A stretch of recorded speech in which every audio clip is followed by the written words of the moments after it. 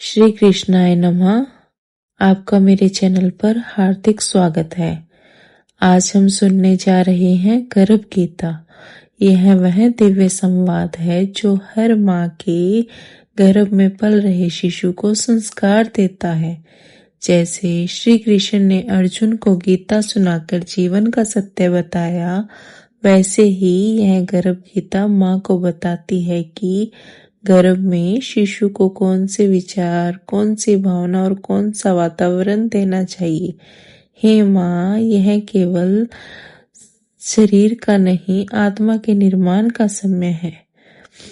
आज मैं हर माँ के हृदय से यह दिव्य वाणी बोल रही हूँ। हे मेरे लाल, सुनो यह गर्भ गीता जो श्री कृष्ण के वचनों से प्रेरित है। श्री कृष्ण अर्जुन संवाद। जो प्राणी इस गर्भ गीता का विचार करता है वह फिर गर्भावास में नहीं आता है। अर्जुन उवाच, हे श्री कृष्ण जी, यह प्राणी जो गर्भ योनि में आता है वह किस दोष के कारण आता है। हे प्रभु जी, जब वह जन्मता है तब इसको जरा अधिक रोग लगते हैं, संसार में आकर दुख भोगता है, बुढ़ापे के कष्ट सहता है, फिर मृत्यु होती है। हे स्वामी, वह कौन से कर्म है जिनके करने से प्राणी जन्म मरण से छूट जाता है। श्री भगवान उवाच, हे अर्जुन, यह जो मनुष्य है वह अंधा व मूर्ख है। जो संसार के साथ प्रीति करता है वह पदार्थ मैंने पाया है और पाऊंगा, ऐसी चिंता इस प्राणी के मन से उतरती नहीं। आठों पहर माया के जाल में फंसा रहता है, इसीलिए बारंबार जन्मता व मरता है, गर्भवास के दुख पाता है। अर्जुन उवाच, हे श्री कृष्ण भगवान, मन मदमस्त हाथी की भांति है और तृष्णा इसकी शक्ति है। यह मन 5 के वश में है, काम, क्रोध, लोभ, मोह और अहंकार, और इन 5 में भी अहंकार सबसे बली है। अतः प्राणी को कौन से यत्न करने चाहिए जिनसे मन वश में ही रहे। श्री कृष्ण भगवान उवाच, हे अर्जुन, यह मन निश्चय हाथी की भांति है, तृष्णा इसकी शक्ति है, मन 5 के वश में है, अहंकार इनमें श्रेष्ठ है। हे अर्जुन, जैसे हाथी अंकुश से वश में होता है, वैसे ही मन रूपी हाथी का वश में करने को ज्ञान रूपी अंकुश है। अहंकार करने से जीवन नरक में पड़ता है। अर्जुन उवाच, हे श्री कृष्ण भगवान, कुछ तुम्हारे नाम के लिए वन खंडों में फिरते हैं, कुछ वैरागी हुए डोलते हैं, कुछ धर्म करते हैं।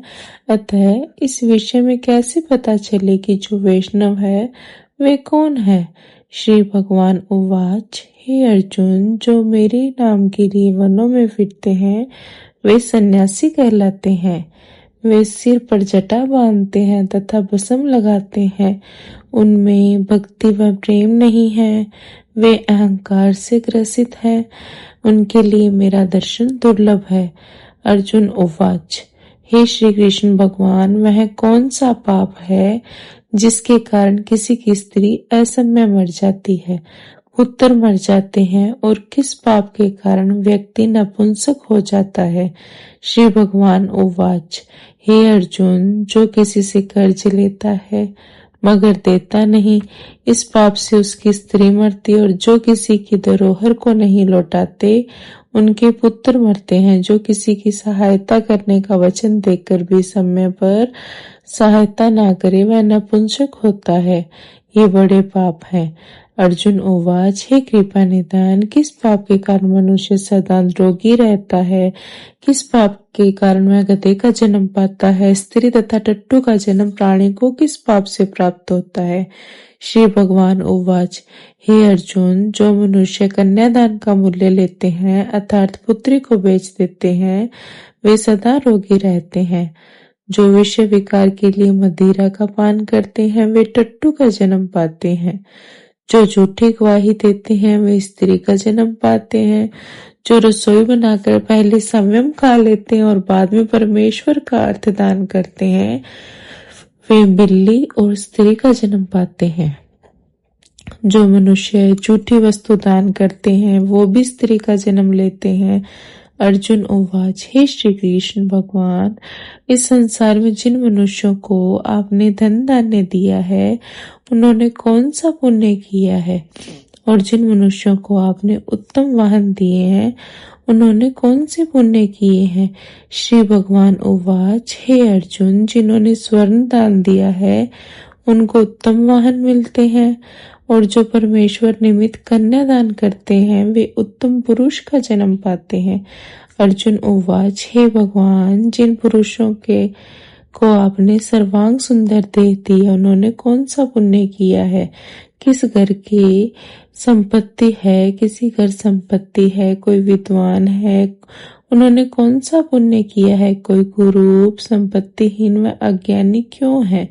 श्री भगवान उवाच, हे अर्जुन, जिन्होंने अन्न दान किया है उनका स्वरूप सुंदर है, और जिन्होंने विद्या दान किया है वे विद्वान होते हैं।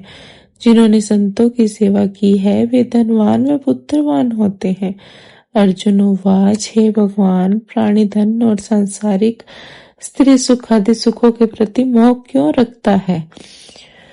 श्री भगवान उवाच, हे अर्जुन, यह अज्ञान है, क्योंकि धन स्त्री आदि सुख नाशवान है, केवल मेरी भक्ति का नाश नहीं होता। अर्जुन उवाच, हे भगवान, राजपाट किस धर्म से मिलते हैं, विद्या कौन से धर्म से मिलती है। श्री भगवान उवाच, हे अर्जुन, जो प्राणी श्री काशी जी में निष्काम भक्ति से तप करते हैं तथा देह त्यागते हैं वे राजा होते हैं। जो गुरु की सेवा करता है वही विद्वान होता है।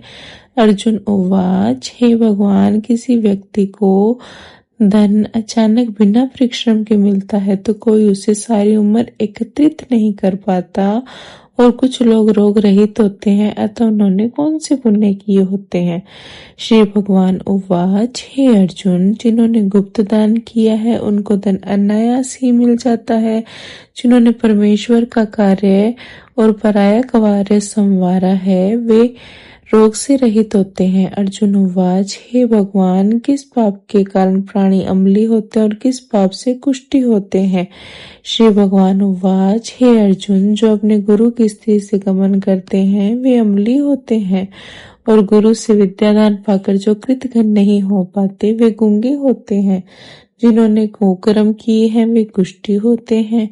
अर्जुन उवाच, हे श्री भगवान, किसी के देह में रक्त विकार है, यह किस पाप के कारण होता है। कोई दरिद्री होते हैं, किसी को खंडवायु होती है, कोई अंधे होते हैं, कोई पंगु होते हैं, यह किन पापों के परिणाम है। कुछ स्त्रियां बाल विधवा होती है, सो किस पाप से होती है। श्री भगवान उवाच, हे अर्जुन, जो सदा क्रोधवान रहते हैं उनको रक्त विकार होता है। जो आलस्य में डूबे रहते हैं वे दरिद्री होते हैं। जो कुकर्मी ब्राह्मण को दान देते हैं उनको खंडवायु होती है। जो प्राणी स्त्री को नंगी देखता है, गुरु की स्त्री पर कुदृष्टि डालता है, जिसने गो ब्राह्मण को लात मारी सो अंधा व पंगु होता है। जो स्त्री अपने पति को छोड़कर पराये पुरुषों से संग करती है वह बाल विधवा होती है। अर्जुन उवाच, हे भगवान, हे श्री कृष्ण, तुम परब्रह्म हो, तुमको मेरा नमस्कार है। पहले मैं आपको संबंधी जानता था, पर मैं आपको अब परमेश्वर रूप में जानता हूँ। हे पारब्रह्म, गुरु दीक्षा कैसे ली जाती है, कृपया करके मुझे बताइए। श्री भगवान उवाच, हे अर्जुन, तुम धन्य हो, तुम्हारी माता भी धन्य है जिनके तुम जैसे पुत्र हुए, जिसने गुरु दीक्षा पूछी। हे अर्जुन, सारे संसार के गुरु जगन्नाथ हैं। विद्या का गुरु काशी, चारों वर्णों का गुरु ब्राह्मण, ब्राह्मण का गुरु सन्यासी, और सन्यासी उसको कहते हैं जो सबको त्याग कर मुझ में रम गया हो, वह ब्राह्मण जगत गुरु है। हे अर्जुन, यह बात ध्यान देकर सुनने के गुरु कैसा हो, जिसने सब इंद्रियां जीती हो, जिसको सब संसार ईश्वर का ही रूप नजर आता हो और जिसे कोई मोह ना हो।